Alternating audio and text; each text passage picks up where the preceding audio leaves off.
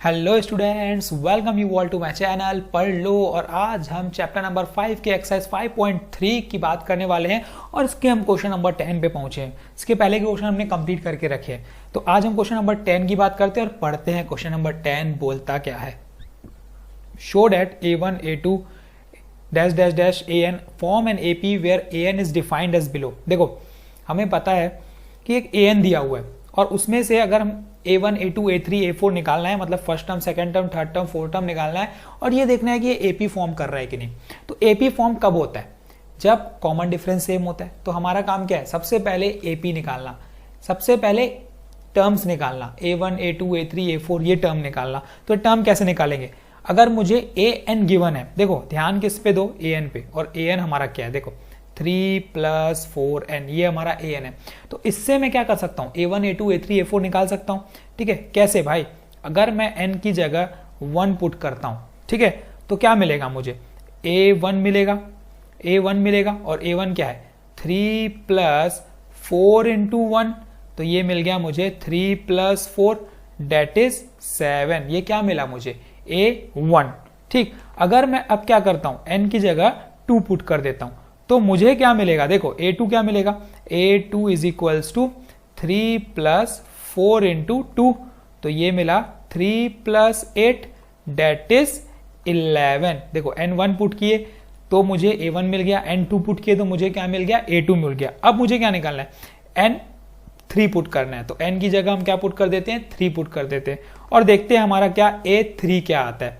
A3 = 3 + 4 × 3, तो ये मिल जाएगा 3 + 12 डेट इज 15। तो मुझे अब देखो, अब अगर आप नोटिस करोगे तो अब मुझे मिला क्या?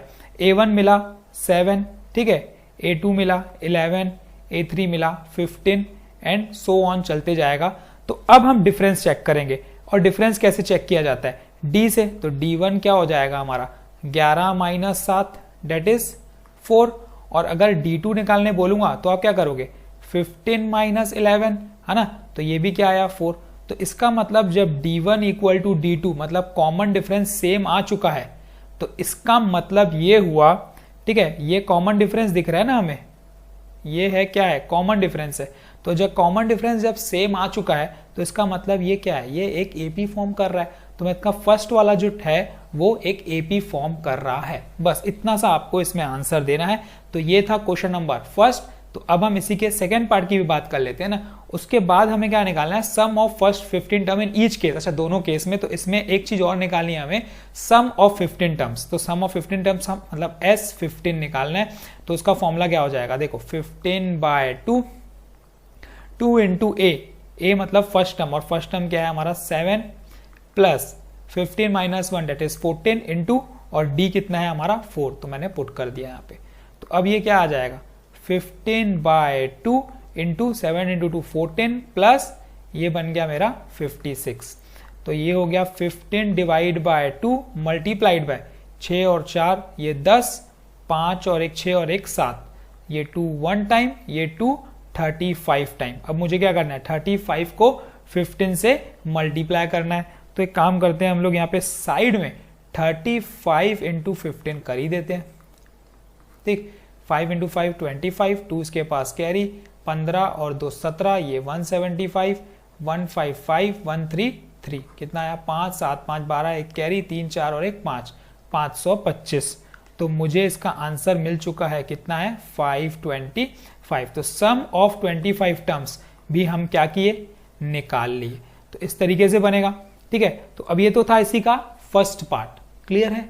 ठीक है, A1 A2 A3 A4 निकाले हमने और D चेक किए। अगर कॉमन डिफरेंस सेम आ रहा है तो इसका मतलब वो yes it is form N AP। उसके बाद ये आंसर आ चुका है। S15 टर्म में फाइंड करना था और हमने S15 टर्म निकाल लिया है बच्चों। ठीक है, तो अब ये कंप्लीट हुआ। तो इसी के सेकेंड पार्ट की भी हम बात कर लेते हैं। चलो, ठीक है, इसका सेकेंड पार्ट क्या बोलता है?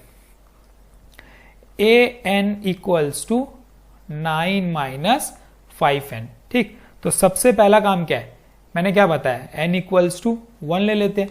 जैसे n = 1 लिए तो A1 की वैल्यू क्या निकलेगी? 9 - 5 × 1। इसका मतलब 9 - 5, तो ये हो गई क्या? 4। अब क्या करेंगे हम लोग? n की वैल्यू 2 ले लेते हैं। जैसे ही 2 लेंगे तो क्या आएगा? A2 कितना हो जाएगा हमारा 9 माइनस 5 इंटू 2 दैट इज 10, तो इसका मतलब A2 आ गया -1। ठीक है, अब हम क्या लेंगे, n इक्वल्स टू 3 लेते हैं, तो हमारा आ जाएगा क्या A3 कितना हो जाएगा ये 9 माइनस 15 दैट इज -6। ठीक, तो अब सीरीज क्या मिली, देखो भाई सीरीज क्या मिली वो लिख लो यहाँ पे, सीरीज मिली मुझे 4, ठीक है, उसके बाद -1, उसके बाद -6 और एंड सो ऑन।